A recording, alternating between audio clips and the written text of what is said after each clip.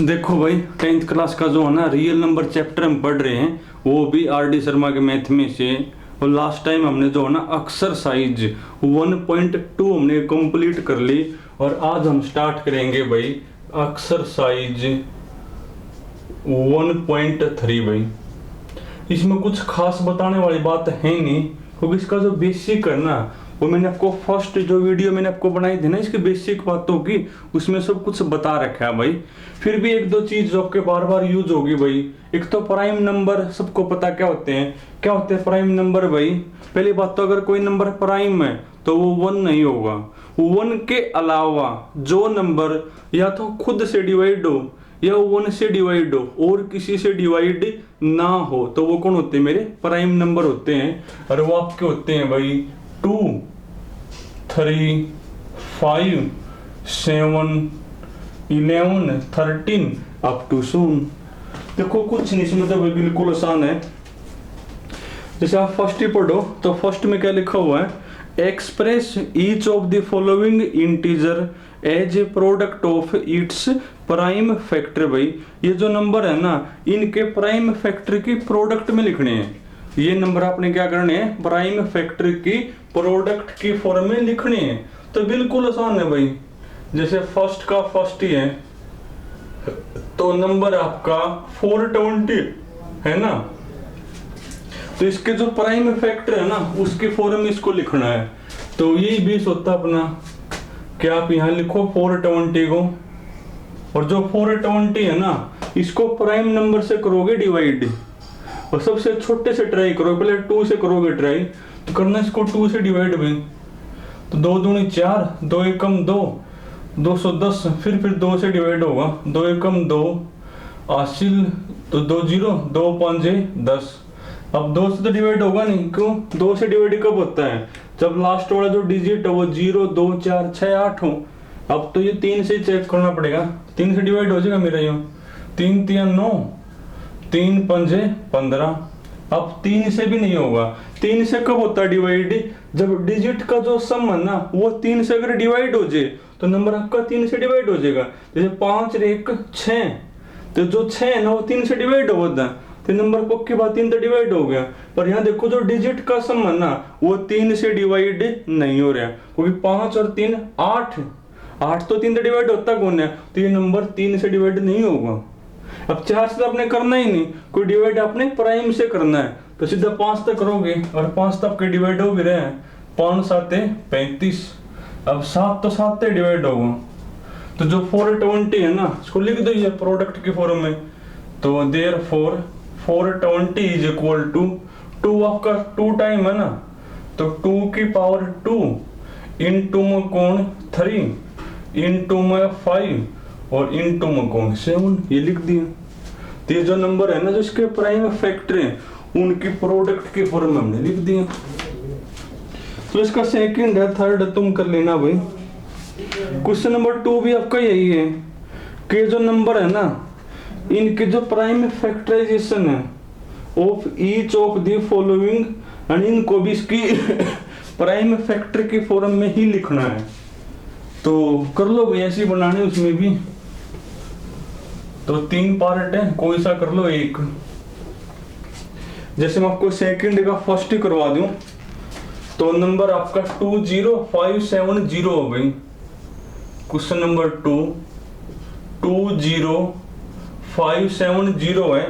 तो जो इसके प्राइम फैक्टराइजेशन है ना उसकी फॉर्म इसको एक्सप्रेस करना है। और इसको भी आपने क्या करना है भाई? इसकी प्राइम फैक्टराइजेशन की प्रोडक्ट की फॉर्म में ही लिखना है। तो 20570 तो 2 से करोगे डिवाइड, करो 2 से डिवाइड भाई। तो 2 एकम 2, उसके बाद 0 भाई, 2 दूनी 4 और 2 दूनी 4, 1 बच गया, 2 8 16, 2 5 10 भाई, यही बनेगा। इसके बाद फिर अब 2 से डिवाइड होगा नहीं। 3 से डिवाइड कब होता है? जब डिजिट का सम 3 से डिवाइड होता है। करना डिजिट का सम एक बार, 8 और 5 13 और 2 15 और 1 16। तो 3 से भी डिवाइड नहीं होगा क्योंकि जो 16 है ना वो 3 से डिवाइड नहीं होता। 4 से आपने वैसे ही करना। अब 5 तक करो 5 दूनी 10 भाई। उसके बाद हासिल तो 0 उतारनी पड़ेगी। 5 और 5 25, 3 बच गया। 5 7 35। देखो जो डिवाइड आपको करना आना चाहिए भाई। अब फिर देखो 2 से भी डिवाइड नहीं होगा, 3 से भी नहीं होता क्योंकि 7 और 5 12 और 2 14, 3 से डिवाइड नहीं होगा। और ये 5 से भी डिवाइड नहीं होगा। क्यों होगा आपका 5 से डिवाइड भाई? क्योंकि 5 से डिवाइड कब होता है? जब यूनिट प्लेस के ऊपर 0 हो या 5, तो ही वो 5 से डिवाइड होगा। अब 6 से आपने वैसे नहीं करना। अब ट्राई किसके ऊपर करोगे? 7 तक करोगे भाई। तो चेक करना एक बार 7 से आपका डिवाइड होगा कि नहीं होगा। 7 से डिवाइड, 7 दूनी 14, तो 6 बच गया भाई, 6 ही बचेगा। और 7 नीम 63, 2 फिर 27, तो 7 तो होगा नहीं। उसके बाद अब सीधा कहाँ पर जाओगे? 11 के ऊपर जाओगे। तो करना 11 से ट्रे। 7 के बाद तो फिर 11 से करना होता है ना, क्योंकि प्राइम तो आपका फिर 11 बनेगा। शायद आपका 11 से डिवाइड हो जाएगा। तो 11 एकम 11, तो 9 बच गया भाई। और 11 8 88, कितना बच गया है? 95 था ना, तो 95 था तो 88 हो गया। 7 बच गया, 11 77 में। और 187 आ गया भाई। अभी भी शायद 3 से नहीं होता डिवाइड, 5 से भी नहीं होता, क्योंकि यहाँ पर 0 और 5 तो है नहीं। उसके बाद 7 तो डिवाइड होता है, 7 दूनी 14 नहीं होता। फिर सीधा 11 पे जाओगे। तो 11 से करना एक बार। तो 11 एकम 11 भाई, कितना बच गया? 7, 11 77। अरे सही होगा, 11 एकम 11, तो 7 ही बचेगा। और अब 17 से बनेगा, 17 एकम 17 भाई। तो ये बनेंगे इसके प्राइम फैक्टर। तो क्या बनेंगे वो आपके भाई? तो वो आपके बनेंगे 2 इंटू 5 इंटू मकून 11 का स्क्वायर और इंटू मकून 17 आ गई मेरे। तो कुछ खास नहीं भाई, आपको डिवाइड करना आना चाहिए।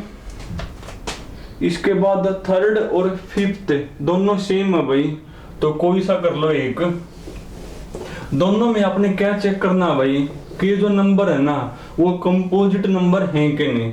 अब जिसको यही नहीं पता हुआ कि कंपोजिट नंबर कौन से होते हैं, देखो तो कर नहीं पाओ भाई।